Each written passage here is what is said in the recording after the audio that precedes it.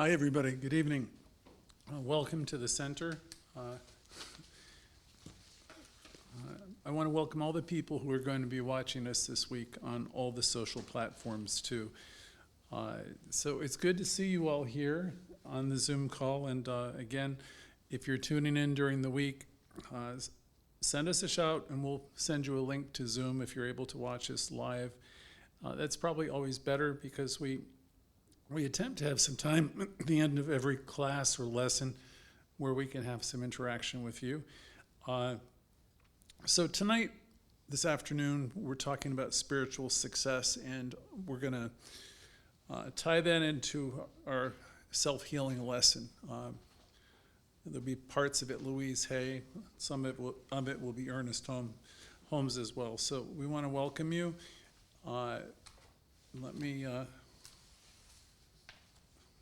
We're exchanging computers and printed material here, I'm sorry. So here we go. This is First Church Religious Science, First Center Religious Science, New York City, by the way. This was the place where Louise Hay got her education and learned the science of mind, and she went out to be a phenomenal success in the world. And most of you find us through the works of Louise Hay at this point, so we're very grateful that you're here, and we're committed to learning. We're committed to bringing this self-healing message forward to people all over the country and now the world. No longer are we a church that's just in New York City looking for locals, though it's lovely to have the locals show up. We finally have realized that the spiritual centers of the future are going to be virtual ones. And I've known that for 5 or 6 years, but it happened, really came to form through the COVID experience, as many spiritual centers, vast number of them, have closed. So it's our privilege to be able to keep the message going forward. And we love the fact that people are finding us from all over the world. So welcome, everybody. We have other programs that Jimmy, I'm sure, is going to talk about if he hasn't already. So for tonight's lesson, some of you have heard about different programs. When I was younger, it was called EST. Ever hear of EST? Oh yeah, we got somebody who has. And then there was the Forum. Maybe some of you remember that. And then there was Landmark Education. These are essentially all the same program that evolved over time with different names. And the only reason I bring it up tonight is they had a phrase that they used, and the phrase they used was the racket. Okay? And I sometimes talk about that in terms of the 4 agreements, the stuff that we learned as kids. Many of my friends, my age group, have gone through some of these programs, and they're helpful. I don't consider them spiritual in the same sense, but they do the same work. They clear up the debris, the stories, the old ideas. They help clear up many of the same things that we do. So they use the term the racket to describe all of the conflicting opinions, strong ideas, personal prejudices, and faith-based opinions that some of us have acquired since we're little boys, little girls. And, we kind of like maintain them. And if you were like me, you went to religious school, and you had even a whole bunch more. And they become a part of your belief system, which is another phrase that we use in our classes here. We have all these opinions and beliefs that we probably haven't examined. Some of us haven't examined them at all. And some of us here in this call have examined a lot of them. But we haven't totally eliminated them. Okay, even though I say, yeah, I know better, I've learned that, and I don't believe that anymore, and I don't believe this anymore. If I want to be really honest with myself, I'll know there's remnants of that stuff lingering around. That they surprise me, they pop up here and there. So just consider the idea that you might have part of a racket that might be within you, or some old beliefs. We call that from our belief system. We play with the word BS. Some people call that bologna slices, but we have a lot of stuff that sometimes trips us up. So, as I say, we play with the words, we joke about it, but it's really no joke because those things, they very much color our present experience unless we get a handle on them. They show up also as another phrase that's commonly used to describe them in recovery circles is, we have a lot of old tapes. Okay, so I'm telling you the same thing by many different names.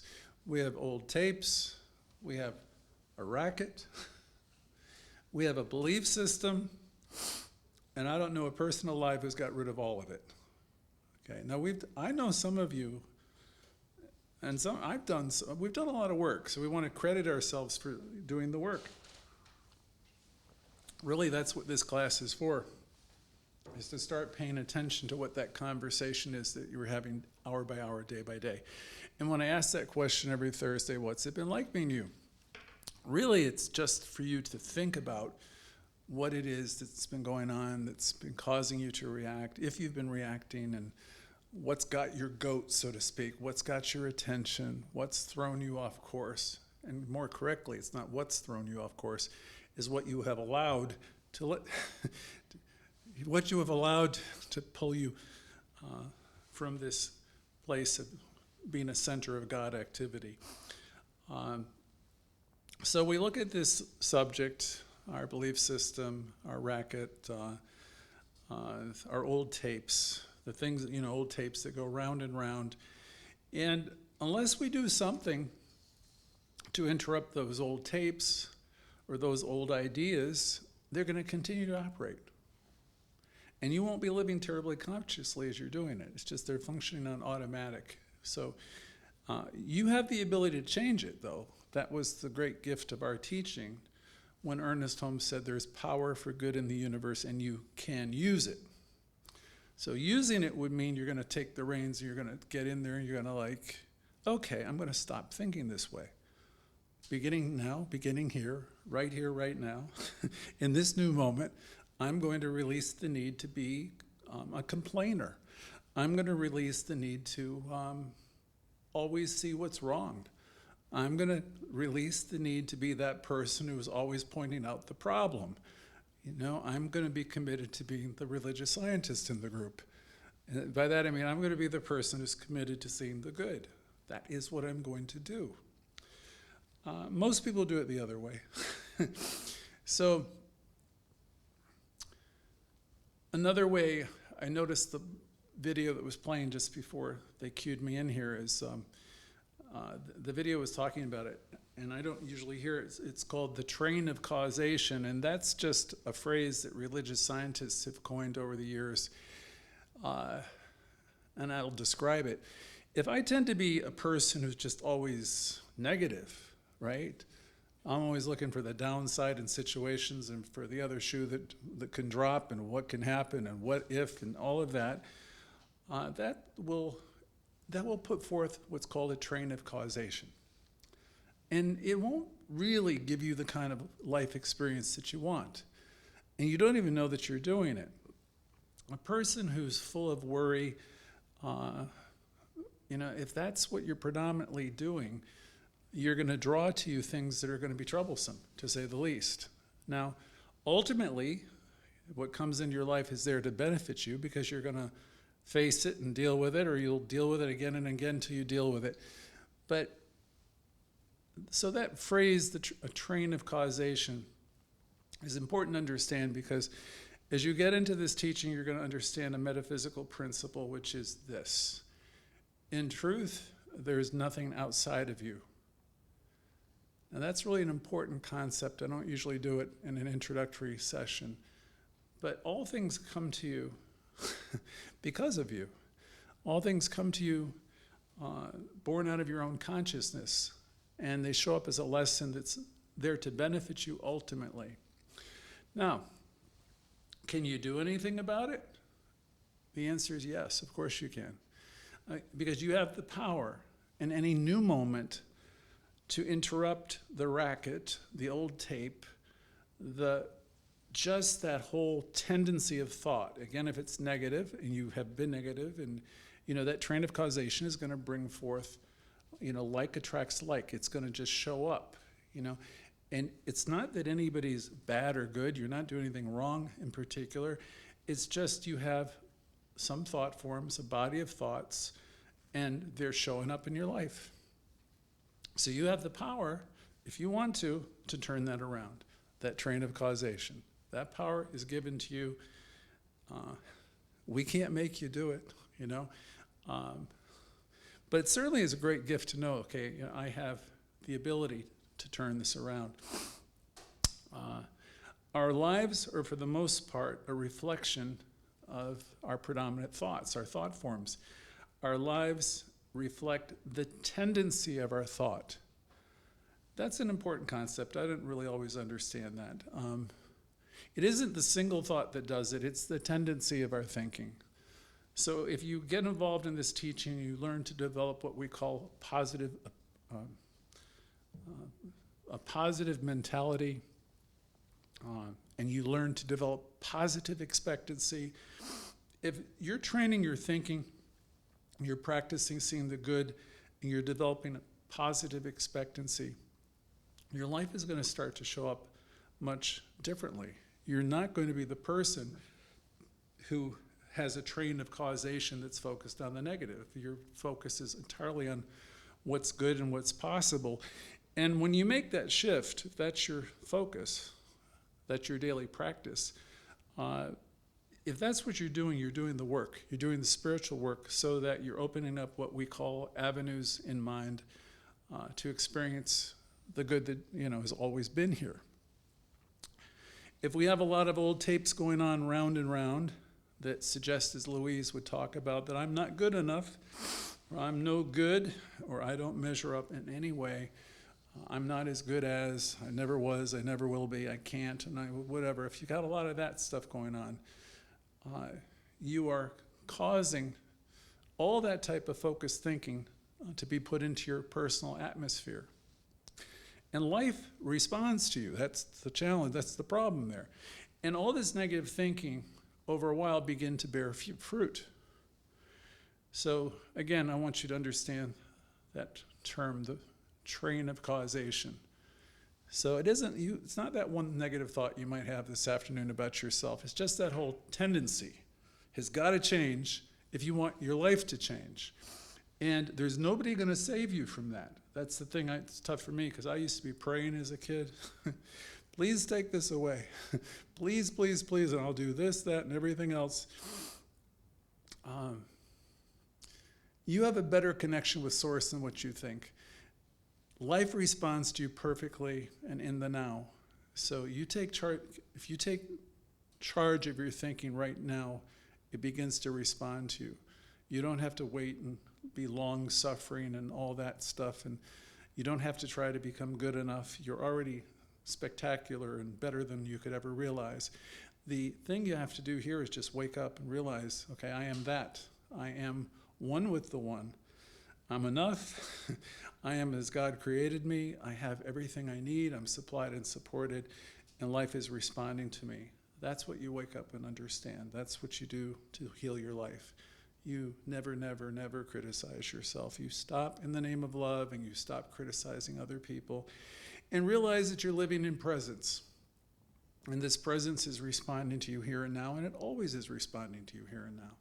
So if you've kind of like fallen off a wagon, or you've lost your way, you've kind of like just been reacting all morning and afternoon, or you have been for the past few days or the past week, wherever you are, Louise would say it's like cleaning a house.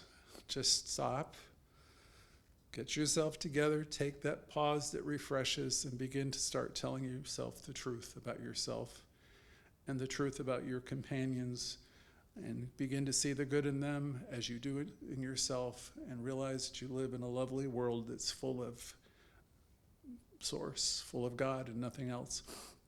That's a great realization in this teaching. You really become a metaphysician, and that you learn that you're living, you're moving, you're having your being in this divine substance.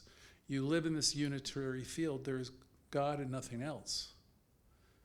So if you live in the world where you know there's God and nothing else, then what do you have to talk about? You want to get out of the spin zone, which is something's wrong with this, something's wrong with that, the whole world is falling to hell, and I'm not good enough, they're not good enough, and you don't know it when you're doing it, but that's not a kind of leading, elevated consciousness that any of us really want to have. If we can, we all do it, but we want to wake up from it as soon as we can and just stop where we are. So we've all heard, moving from the phrase, the train of causation, we've all heard the phrase, the law, or the law of cause and effect. That's a simple enough idea. I'm going to say the same thing different ways, but I hope you'll get the lesson. In terms of the phrase cause and effect, simple idea. If I keep thinking of myself in a negative way, and the tendency of my thought is negative, then I can surely expect unpleasant circumstances. I can expect they're going to unfold sooner or later if I keep using the law of cause and effect in that way. So again, if you hear any of these phrases, especially the train of causation in classes, that's what we're talking about. If your consciousness and your mentality and your thoughts tend to be positive for the most part, this whole train, if you want to call it a train, will lead to positive experiences. The tendency of your day-to-day living is going to be elevated. To understand the law of cause and effect, or understand the law of attraction, you only need to understand that life is always responding to you and your thoughts, your words, and your beliefs. There's no outside of you. Your whole world is a reflection of you. So we have a tendency to want to go over there, or what's happening downtown, or with my sister, or my brother, or my girlfriend, my boyfriend, the church. And we focus on what's wrong and what's missing in so many places, and we don't know it. We're lost in space already when we're doing that. So some of the most gifted teachers I've had, and I've had a few, they would say, stop that, bring it back to yourself. What's coming up for you right now tonight? What's coming up? I might have an issue of unfairness. I might have an issue that this isn't fair, this is wrong, blah, blah, blah, blah, blah. Someone's done something to me. These are my issues too, and they're not necessarily true, any of them, but that's what I'm spinning.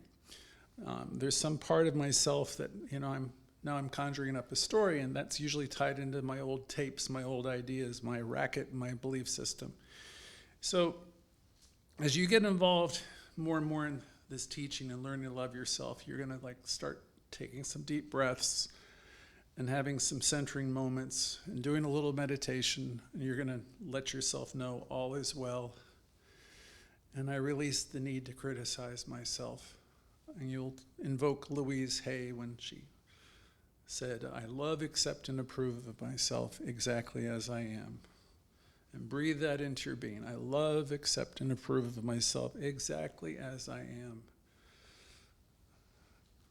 I'm going to understand that everyone, even the people who are really doing you some nasty things or whatever, everyone is doing the best that they can with the information, the understanding, and the awareness that they have. She's invoking Jesus when she does that. The idea of forgiveness. You forgive when? 70 times 70. It's like the whole thing is, life is moving forward. You're really doing the best you can, and still you beat yourselves up. And you've always done the best you could. And so we want to learn to love ourselves in the now and release the need to belittle and have shame and just live in the past. And we want to be able to appreciate ourselves and try to be in a new moment with yourself where you can give yourself some praise. And then as religious scientists, truly, we're here to be love finders. We're here to extend love to everybody. We're not here to be critics. We're not here to be fault finders. You can learn that from many of the spiritual books that we have here. So our job is to practice the presence, to know the good in every moment, and keep seeking it. That is what we practice. So we're all called upon, wherever we come into this teaching, to do the work. So you take it a day at a time, and you notice each day what you might be spinning. Okay, what do I mean by that? Okay, well, I'm having a good day until someone says something that, crosses me, and then I react, and I'm spinning, and I'm making everything about them. So when I've done that, then I'm kind of like lost my way. What might I do if I'm lost? If I become the prodigal child, I'm in the weeds because I got a story I'm nursing. Right? I'd like to think I'd have the spiritual wisdom to calm down, get centered, and stop. Stop in the name of love and get back to the point of power, which is in the present moment, where I can tell myself, Greg, everybody's doing the best they can, and I let it go immediately and get back on track. So this is the work we do. We do the work in consciousness. We do the work in mind. All of us are called to know ourselves better. This goes back from the time of Socrates and moving forward. Know thyself. I think it's written on the temple wall, if I'm not mistaken, in Delphi. Know thyself. Know thyself. That's something that Louise Hay would have you do. That's something that religious science would ask of you. That's something that the 12-step programs would all ask you to do, is just look at what you're up to. Look at what you're spinning. I ask you every Thursday night, what's it been like being you? Not because I'm trying to get into anybody's personal lives. I just want you to reflect on what has it been like? What's that conversation been? Has it been on high? Meaning, has it been life-giving? Have you been the lifter? Have you been seeing the good in everyone? Have you realized that every encounter is a holy encounter? Because it is. Every encounter is a holy encounter. But are you interacting with people in such a way where you act like you know that? Or are you seeing them as other? Or are you seeing them as bad guys or good guys or beggars or this or that? Well, how are you seeing the world? Because you're a being of light and wonder and spiritual being. You're walking through the world and you're encountering spiritual beings right and left. And what awareness are you bringing into those moments? Are you bringing in a bunch of stuff, a racket, old ideas, belief systems that cause you to be fearful and all that stuff? What are you bringing into all these new moments? Know with me tonight that you could see the God in that. You could see the peace of God in that. You could see the glory of God in that. You have the ability to see the good in everything, if you really want to. So you've got to want to, right? Or, some of you just want to keep spinning a story, and you don't really get a lot of comfort out of being where you are. And you come around here and we try to tell you a few things like you're wonderful, you don't know how great you are, you're one with the divine, you have power to use. You do, and we tell you that every week. But the question is, are you going to use it? Are you going to do a little bit of the work? Are you going to stop that racket? Are you going to stop that train of causation? Are you going to be committed to doing a little bit of the work which will pay huge dividends in your life? So we want to examine, we want to meditate a little bit more. We want to just notice our thinking, because our thoughts are so incredibly powerfully creative. And we want to acknowledge that we probably have a little bit of a racket going on. In a lesson like this, things will come up for you. You might not even like them, and that's okay. If something's coming up for you, it's good. It's something to look at. If you're involved with people, loved ones, relationships are perfect, because you always find in relationships your disagreements and things. And it isn't about the other person. It's about you notice what comes up for you in these encounters. Because people are offering you insight to yourself. Please refrain from making the challenges about them. Notice what comes up for you. What's in there for you to learn? What's in there that can cause you to make an adjustment that'll be for your greater good? So I teach you the same message many times from using the book, The Four Agreements. You all know that. In that book, the author is talking about all the things that we have unknowingly bought into since the time we're born. And we've just accepted this stuff. Louise Hay would say you came in like a bundle of joy and light. 4 Agreements will say the same thing. We came in just without any of it, right? And we became enculturated and entrained and learned all this stuff. We certainly weren't born with it. But here's the thing, I'm not a child anymore, and I don't think most of us on the call are, right? And if you're on this call, I know you've already made a decision that you want improvement, you want to learn to thrive, you want your life to be expressing on a different level, you want a better understanding of your life experience, and you're interested in stepping up, and you're interested in stepping out of these old beliefs that are really holding you back and causing pain. Most of you are wanting to step out of the old religious systems, right? The religious systems that keep you in a place where you feel less than or not good enough or a sinner and all that stuff. Here's the thing, there's no God or there's no energy, there's nothing in the world that's stopping anybody back. That's the first thing to understand. The only thing that's ever stopping anyone back is holding anybody back is themselves. So you're free to be great. You're free to express yourself beautifully, vibrantly, starting here, starting now. So if there's something that comes up as an excuse, you've got to entertain, look, I'm participating in holding myself back. Nobody's holding you back, really. Now, you might tell yourself stories like that, but that's not really the truth. And I know this is difficult because people, especially with religion, people have been fighting, countries have been fighting countries and territories over religion throughout modern history or even ancient history. And they're fighting over which God is right. And even today, people will be praying for one sports team to clobber the other. And they want their God to kind of prevail one over another. And I'm here to tell you tonight, there's nobody up there calling the shots on any of this stuff. So it's just, I'll break that up. There's nobody there who's trying to make someone right and someone wrong. There's no one going to reward your team and not reward the other team. There's no force. There's no force that's working for or against anyone in particular. So as you come into a class like this, you're going to be hearing some things again and again and again that will be spiritual reminders. And we will help you dismantle all these ideas, old beliefs, religious and otherwise, that might be holding you back. Nobody's ever going to force you to do anything here because the thing is ultimately it's for you to decide.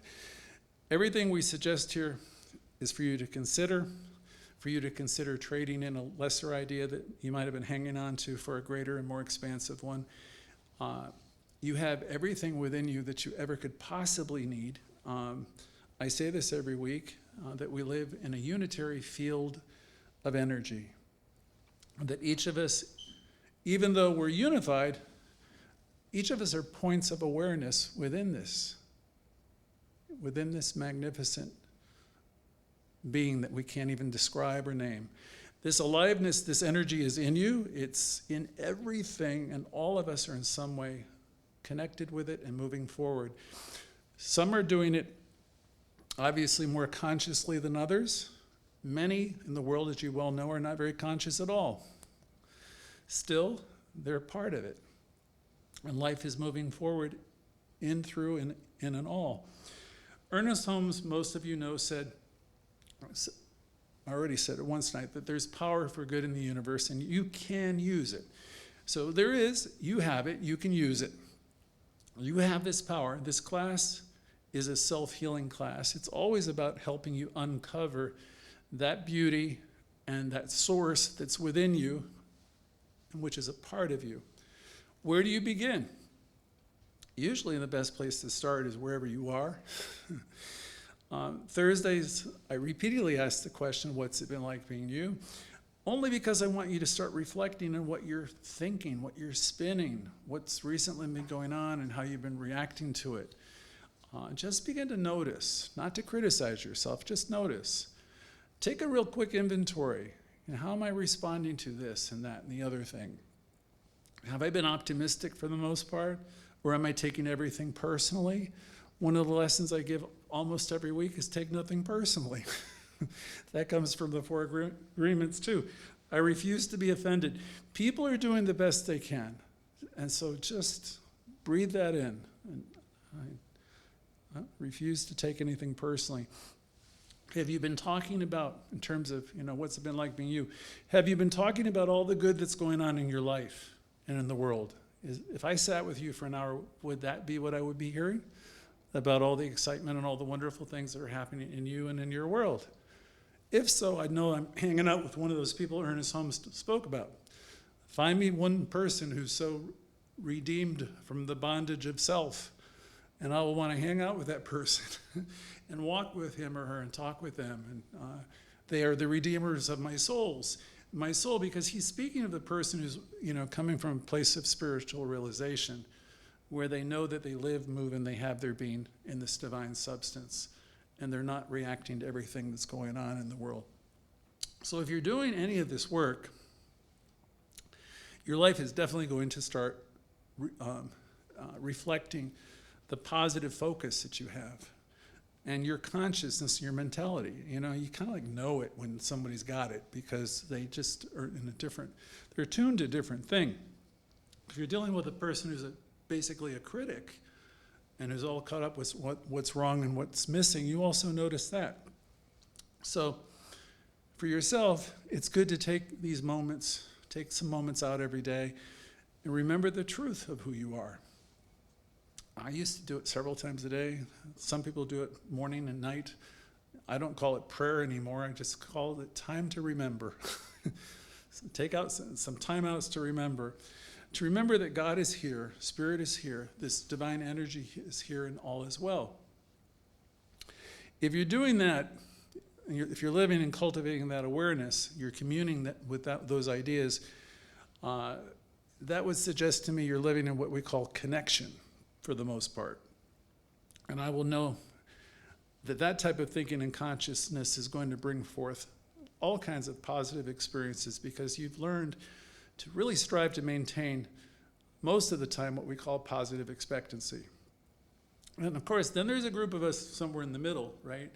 And that are very polite, we're well trained, we're well dressed, we behave well most of the time, we're well mannered, and we try to be as positive as we can.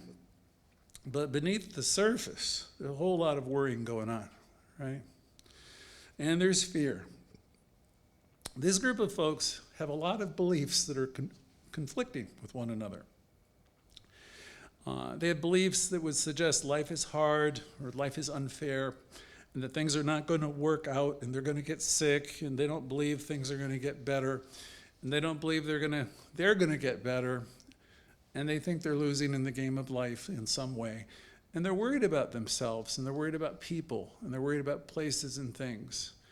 This group of people who are troubled and worried don't realize it, but they, through their worry and fear, are bringing forth many of the undesired things that they're worrying about.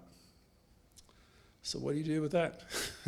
You really try to get a handle on your thinking so you can stop some of this, right? And neutralize it and do some affirmative prayers and, put a demand on consciousness for a better experience. And those are some of the things we can help you with in teaching you how to do affirmative prayer more powerfully. So in a class like this and in teaching like this in general, we teach you how to stop the negative spin, stop that train, and to interrupt the train of causation, which most likely has been operating for a long time. Our dear Louise Hay often said, "This is all very simple." That's the line that gets everybody with her. It's all very simple, right? Okay, I give that to Louise. It's all very simple. And once you understand how it all works, then you'll see that there is a simplicity to it. But there is that part of you that has to get involved in your own process. You have to get involved enough to stop the negative spin, to stop the negativity, to stop the negative chatter. Wherever you find yourself thinking that you're not good enough or someone else is not good enough, or wherever you find yourself involved in, negative commentary, judgment, and any type of that type of behavior, you're not going to grow and evolve. We don't grow and evolve through criticism, blame, and shame. The way out always is learning to love ourselves more and having much greater compassion for others, maybe even extreme compassion for yourself and others. So we want to start extending this love and compassion to everyone as much as we can muster it up. As we eliminate this internal racket that goes on within us, or as at least we tone it down and diminish it bit by bit, dismantle it, you'll look out on the world and you will see the goodness. You will see the God. You will see the beauty that's always been there. There's a line from the Course in Miracles that I always like in places like this and lessons like this, where I'm in a point in the lesson, I remember this line, where it said, miracles, this kingdom, right? Miracles are natural. It's the natural state to be experiencing beauty in God. This is our natural state. When you're not experiencing that in this state, then something has gone wrong. And what they're referring to specifically is that you're off track. Because the beauty is always there. The God is always there. It's obscured from you because of the racket, the belief system, all the stuff that gets in the way. From the Four Agreements, they would talk about the smoke. You want to get the smoke out of the way so you can reflect the light, because the beauty is always there. So when you're not experiencing this type of thing in your day-to-day living, it's just because you've got a lot of stuff that's getting in the way. And you have the power, as Holmes said, within you to turn all of that around. If you're living in these other states of consciousness, you have bought into a story, and you're not in the here and now, meaning you're not experiencing people as beautiful and wonderful. You're not in the here and now. You're thinking badly about yourself or someone else, and you've lost sight of the perfection that this God, this Spirit, this energy is here right now and available to you. So what does this have to do with self-healing? Everything. Because you have the power, you have the ability to turn the moment around, every moment in any moment. Doesn't matter if you've been awful all day long. It's never too late to turn your day over, to start your day over, as they used to say to me. You have the ability to stop spinning those stories. And I know I get into it myself when I have to say, stop. Or I'll invoke Ronald Reagan, imagine, when he said, there you go again. So when you can have some fun with it, because, you're here to learn to love and laugh and grow. So stop spinning the stories. Each of us have the ability to release the need to be critical. And we have the ability to release the need to be critical of ourselves and others, give people a break.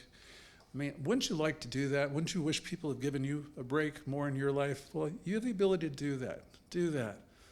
It's not too late. You do it today. And the ability to look in the mirror and say, you're wonderful. I love you. I love, accept, and approve of you exactly as you are.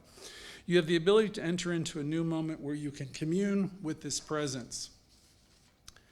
Most people have a lot of old stories that seem to live in them no matter what. I'm here to tell you, they don't serve you any longer. The negative ones we're talking about. So we want to take a look at this. We can begin to do the work that we can do, and we can begin to release whatever it is that comes to mind. It's like a process. Beyond mountains, there's more mountains, but you begin wherever you are. I believe there's probably a bit of work for all of us. I know there is for me. So this class material is always good, and it doesn't matter if you're new or you've been doing it for years, meaning you've been in the teaching for a while. There's always more for us to do. In all likelihood, there's probably a habit, a way of thinking, or even a person. You might think, maybe I need to take a second look at this habit, or the way I'm handling this situation or this person. Maybe there's another way to handle the whole situation, right? I could see peace instead of this, might be a little hint. I could see God instead of this. I could know God is here rather than what I'm spinning. So each of us are here to step it up, to grow, to evolve. Each of us are involved in a process of growth and spiritual evolution. And we're here to pursue a life of happiness and greater creativity and greater self-expression. And so I know for me, there's many things that I could work on to release. And I'm sure if you think about it this evening, there's some things that you could benefit from releasing. So you might ask yourself, what pattern is in me that's working against me that I could release? So whatever comes up, consider it. You know, don't do it for me, you know. Yeah, do it for me because I'm a part of you, and if you know, we all get better together. So I invite everybody to search their souls a little tonight and see what might work for you. See what comes up that you might benefit from releasing. And I'm here to say, I'm not going to read that whole poem, She Let Go, but you know, you can let go. You just don't need to keep going over it over and over again. You can just simply let go and be in a new moment. So no matter what's going on, you have the ability to see peace instead, to see good instead. You are spiritually equipped and able to do that if you want to. And we can all do that, just like that, if we want to. Certainly we must do something like that if we want to get past our past, because the past will keep coming up. And I hate to invoke this old minister friend of mine, but she used to say, same song, different verse, a little bit louder, a little bit worse. If you don't have if you just are intent on seeing life as being whatever, miserable, and you're living in this place, you're just going to bring in that lesson over and over again until you get it. And it's not fun, it's painful. So let's all collectively say, I release the need for any of these situations that are holding us back. I release the need in me, because that's where it is. I release the need in me of any and all situations that are holding me back. Because the goal is freedom, where we can experience joy and happiness. So let's release the need for any and all of these patterns. Part of our racket, right? Our BS. So I've got one more thing for you tonight. I was poking around in my notes. I went back to Lao Tzu, remember the Chinese religious philosopher, who by all accounts lived, they have him living in several centuries. I don't know how that's possible, but so that's anybody's guess. But he was before Christ. And he had some words that are attributed to him are, when I let go of what I am, I become what I might be. So if you let go of all the stuff that you've been tripping about, and the stuff that you've been upset about for the past 5, 10, 15, 20 years, if you let go of some of this stuff, all this stuff that you've been tripping about, what you should be, what you ought to be, and all that, when you let go of what I am, you have a chance of becoming what you're here to be. So there's a huge suggestion there of letting go of all this stuff. When I let go of what I have and hang on to, then I begin to receive what I really need. In more recent times, I've often heard repeated a new thought in thought circles that we must be willing to let go of the life that we have planned or that's been planned for us so that we can have the life that's truly waiting for us. And then one of my all-time favorites comes from Thich Nhat Hanh, and he said, people have a real hard time letting go of their suffering. They do. And they have a hard time letting go of their suffering and their positions out of fear, and the fear of the unknown and whatever. So they hang on to painful things, painful situations, painful everything. They seem to prefer suffering. They suffer with what is most familiar. So I thought about that a little bit. I do from time to time. People have a hard time of letting go of people, places, and things, and they are suffering. And they have a hard time because they have the fear of the unknown. So they prefer to hang on to something familiar, even though it's very painful. It requires a certain amount of courage to let go, right? But we're here, as Louise Hay said, to trust life. Our teaching requires us, it doesn't really require us, I'll correct that. Our teaching suggests that we challenge this racket, we challenge this belief system, to let go of the familiar or the places that we hide. You know, develop a little courage to find our voice. And my God, you know, this is not a dress rehearsal you're living. You know, you don't want to pass away with all the music inside you. You know, if you really find a way to step up, develop a little bit of courage, and let go of the familiar places or the places we hide out. It might not be easy for everybody, I know. We hang on to things, so we need a little courage. This class, again, is about releasing and letting go. And notice what comes up for you tonight. What, if anything, would you like to let go of?